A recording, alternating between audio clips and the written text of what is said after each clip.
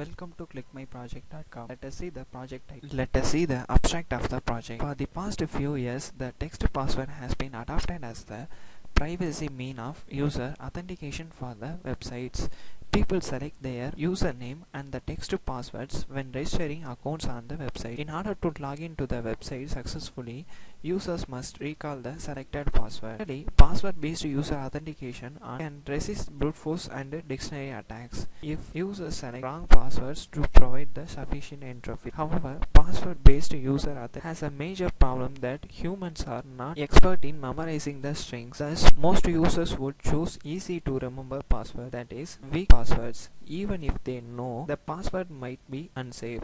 Another crucial problem is that users tend to reuse passwords across various websites. Password reuse causes users to lose sensitive information stored in the different website if a hacker compromises one of their passwords. This attack is referred to as the password reuse attack. It is important to take human factors into the consideration when designing a user authentication protocol. To overcome these problems, the proposed system introduces the compact approach, which reduces the user memory burden at the same time without compromising about the security. In the OPAS, it requires each participating website process a unique number and involves a telecommunication service provider in registration and recovery phase. Let us see the flow of the project. At first, the user should install the OPAS program in his mobile phone. Next, at first, the user should enter the registration details and send it to the telecom service provider. The telecom service provider accepts the request and forwards the registration request to the corresponding web server. So the web server verifies the user details and then accepts the registration, forwards the response message, that is server details, to the telecom service provider. The telecom service provider forwards the server details to the user. Now the user can know the server details, that server phone number. So the user can now set the long-term password and generate a secret credential for the current website. So now the user sends the secret credential to the web server directly. So the web server updates his database using the secret credential for the current user. So next time the iteration count also set equally in both the sides, that is server side and the user side. So when the registration is success, the message should be sent to the user login phase. During the login session,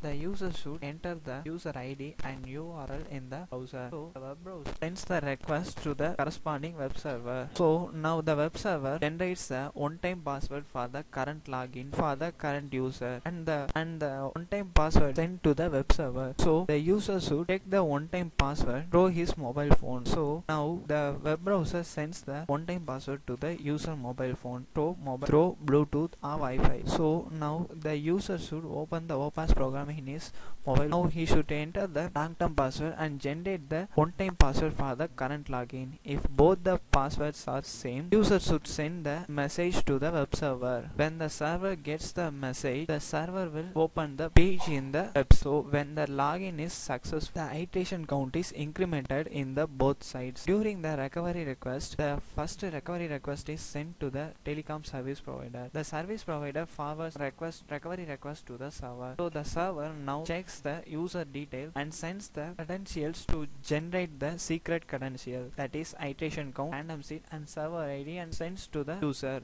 So now telecom service provider. So now the telecom service provider forwards the request to the user. So now user can generate the secret credential using his long-term password. If the long-term password is correct, then user can generate the current OTP for the login. So if the generated OTP and the received OTP are same, the user can send the success message to the server. So then the iteration count can be incremented in both sides. Let us see the demo of the project. We first open the OPAS process. The first process is the registration process. Fill the details. We just forward this request to the TSP, that is telecom service provider. So the request is sent to the telecom service provider. So in the telecom service provider, we must first log in. here two options. For registration request, we should click the registration. So here user request, it is displayed as you have one request. So when we click that request, it will show the user request, and we should create a shared key, and this request is forwarded to the web server. In the web server login, we first log in. So here we should first click the TSP request. So we have one registration request. When we click the registration request, it will show the registration request. The response will be the server ID and random seed and the server phone number. So this response is sent to the telecom service provider. So when we open the telecom service provider login, click the registration button. So we can see that one web server response is pending here. So we must click that. Here the server response is displayed. So this response is sent to the user. This response is successfully sent to the user. We must click the open OPAS program. So when we click the registration, we can see that you have one response from TSP. So when we click that button, the corresponding response will be displayed here. Next, we should set a long-term password. To set the long-term password, we must again run the mobile program. Click the open OPAS program, long-term password, and we must enter the website URL here. We must set a long-term password, and the corresponding secret credential is generated here, and the MAC address also generated here. When we click the encrypted message, it will show the encrypted message. So this encrypted message is sent to the web server. When we run the web server login, so here we can see user registration request. We have one request pending. So when we click, the encrypted message is shown. When we click the decrypt button, it will show the original plain text. So the plain text contains user phone number, secret credential, and MAC address. When we click the verify button, we can accept the request. So the next process is the login process. To perform the login, we must first open the OPAS browser, and we must first enter the URL and the corresponding user ID. So just click the send request. So we must wait for the one-time password. Here we must run the web server login. When we click login, it will show user login request. So here we have one pending request. So the request is from the user to, when we click this button, current one-time password is generated, and when we click this, it is sent to the browser. In the browser, when we click the refresh button, the response will be showed here. This response is sent to the mobile. We must click the open OPAS program.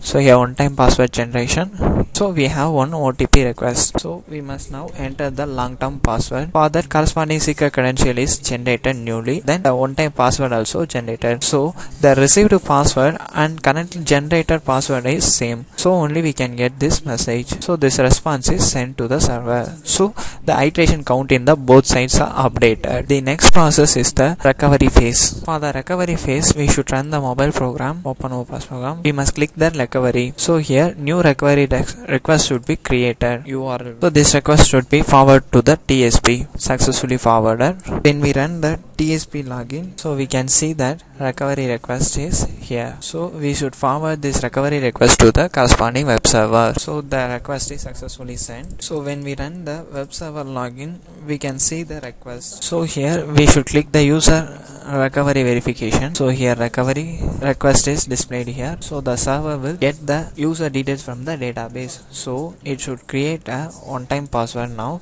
Then this one-time password is sent to the user. So they successfully sent. When we run the mobile program, we can see the request. When we run the mobile program, we can see the response. So we should open the OPAS program, and in the recovery response from server, so we should type the long-term password, and the current secret credential is generated, and the one-time password is also generated. So now both the one-time passwords are equal. So this is why the long-term password is same. So only the one-time password is generated as the same. So this response is forwarded to the web server. Thank you.